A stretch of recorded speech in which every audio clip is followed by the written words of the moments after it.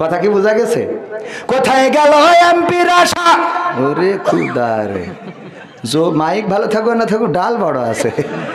কোথায় গেল এমপির আশা? কোথায় কাদের কাকা?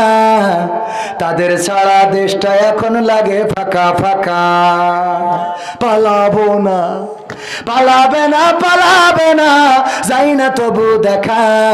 পালাবে না, পালাবে না, যাই না তবু দেখা। তাদের সারা দেশটা এখন লাগে ফাঁকা ফাঁকা, ওদের সারা দেশটা এখন লাগে ফাঁকা ফাঁকা। আইন মন্ত্রী আটকে গেল আইনেরই ফাঁকে, দাড়ি ছাড়া দরবেশের ভণ্ড ভণ্ড লাগে। আইন মন্ত্রী আটকে গেল আইনেরই ফাঁকে, দাড়ি ছাড়া দরবেশের ভণ্ড ভণ্ড লাগে। শুনছি কত নেতা নেত্রী খাইতেছে ভাই ডান্ডা, বিচারপতি কালামানিকের ফাটিয়েছে আন্ডা। পলকের ঝলক গেল, পলকের ঝলক গেল থামিয়ে নেটের চাকা। তাদের সারা দেশটা এখন লাগে ফাঁকা ফাঁকা, ওদের সারা দেশটা এখন লাগে ফাঁকা ফাঁকা। কোথায় গেল, কোথায় গেল সংসদেতে মমতাজের গান? কই গেল সেই হজরত বলা স্বামী ওসমান? কথা কয় না। খেলা হবে, আসো খেলবো, তোমাদের মা বাবা 14 গোষ্ঠীরে নিয়ে আসো, খেলা হবে। বলিছে না বলে নাই? কই গেল সেই সংসদেতে মমতাজের গান? কোথায় গেল হজরত বলা স্বামী ওসমান? ইনু মেনন্দি পুমনি আছে কারাগারে, বাপ করিলেও পাপ কখনো ছাড়ে কি আর তারে। কোথায় গেল স্পিকারের, কোথায় গেল স্পিকারের দৃষ্টি আঁকা বাঁকা? তাদের সারা দেশটা এখন লাগে ফাঁকা ফাঁকা, ওদের সারা দেশটা এখন লাগে ফাঁকা ফাঁকা। কোথায় গেল আরাফাত আর ব্যারিস্টার সুমন? কথা বলার সময় তারা করে নিয়োজন। মুরগি কবির খাইছে ধরা, জাফর কোথায় আছে? গোপনে কি সেও গেল মোদি দাদুর কাছে? কথা কয় না। একটা বিষয়, আপনাদের এখান থেকে কি ভারতের বর্ডার খুব কাছে? আমার কেন জানি মনে হচ্ছে এখানে ভারতের শ্রোতা। হ্যাঁ, কারণ কি বলবো? ভারতে গেলাম, ইন্ডিয়ায়, ওখানে গেলে ওয়াজ করতেছে, তো ওয়াজ করি হাজার হাজার মানুষ সামনে, যা বলি কোনো সাড়া শব্দ নেই। বলেন আমিন ওলাদু আল্লিন, কিছুই কয় না। আমি আব্দুল সালাম যুক্তিবাদী ভাই ছিল ওই সময় ইন্ডিয়ায়, আমি বললাম ভাই এ তো বেকায়দা, কেউ তো কোনো কথা শোনে না। কেন? আমি বলছি এত বলি যে ভাই সুবহানাল্লাহ বলেন, আলহামদুলিল্লাহ বলেন, আমিন বলেন, কেউ কথা কয় না। তা বলছে ভারতের মুসাল্লিদের, ভারতের শ্রোতাদের চিন্তা ভাবনা হইলো বাংলাদেশের তো টাকা খরচ করে হুজুর আনিছি কি আমরা কথা বলার জন্য? যা বলার তুই বইলি তুই কিনতে যাবে, আমরা বলবো পাকাবো পাই, যাতে টাকাতে নিয়ে আসি কি করতে? চোখেরই পলকে তুমি হতে পারো লাশ, চিরতরে বন্ধ হবে তোমারই নিঃশ্বাস। হবে আলাম তোমারই নাম মসজিদের মাইকে, হবে আলাম তোমারই নাম মসজিদের মাইকে। বাড়িওয়ালা নাই রে বাড়ি নাই রে দুনিয়াতে, বাড়িওয়ালা নাই রে বাড়ি নাই রে দুনিয়াতে, বাড়িওয়ালা নাই রে বাড়ি নাই রে দুনিয়াতে, বাড়িওয়ালা নাই রে বাড়ি নাই রে দুনিয়াতে। শুনেছেন না শোনেন নাই? এই গানটা যিনি লিখেছেন গীতিকারের নাম জনাব আব্দুল কাদির হাওলাদার রাহিমাহুল্লাহ। আজ 4 দিন হয়ে গেল তিনি ইন্তেকাল করেছেন, কবর দেশের বাসিন্দা হয়ে গেছেন। যেই মানুষটা সাবধান করলো চোখেরই পলকে তুমি লাশ হয়ে যেতে পারো, তোমার নাম মসজিদে আলাম হবে, তোমার জানাজা হবে, তোমার দাফন হবে, তোমার কাফন হবে। ওই গানটা সারা বাংলাদেশে এমন কোন মানুষ নাই যার কানে পৌঁছায় নাই, অথচ যেই মানুষটা লিখলো, যেই মানুষটা এই কথাগুলো বলে সাবধান করলো, সেই মানুষটাই মারা গেছে, কবর দেশের বাসিন্দা হয়ে গেছে। আল্লাহ তার কবরটারে জান্নাতের বাগান বানায়া দিন, বলেন আমিন।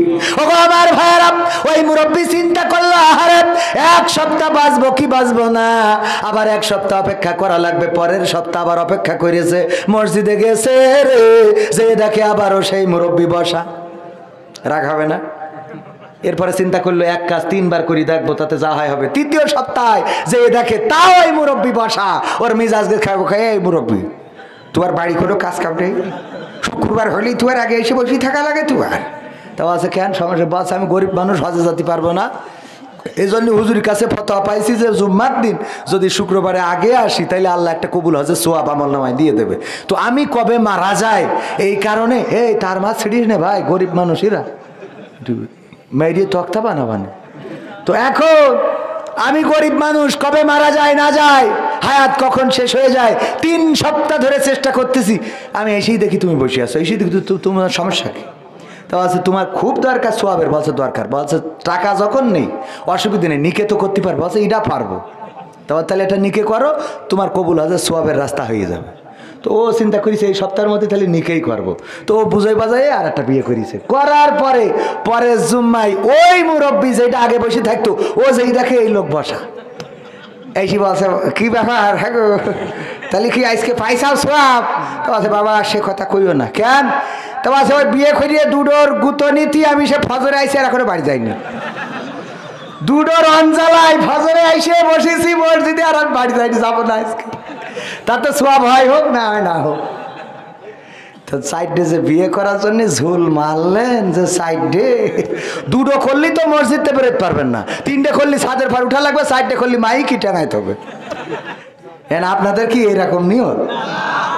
গণতন্ত্র চিনি নাই আমি জানি না গণতন্ত্র, গণতন্ত্র দেখিনি আমি শুনেছি গণতন্ত্র, গণতন্ত্র চিনি নাই আমি জানি না গণতন্ত্র, গণতন্ত্র দেখিনি আমি শুনেছি গণতন্ত্র। শুনেছি আমি বাংলাদেশে গণতান্ত্রিক রাজা যখন যারে মনে চেয়েছে ধরে দিয়েছে সাজা।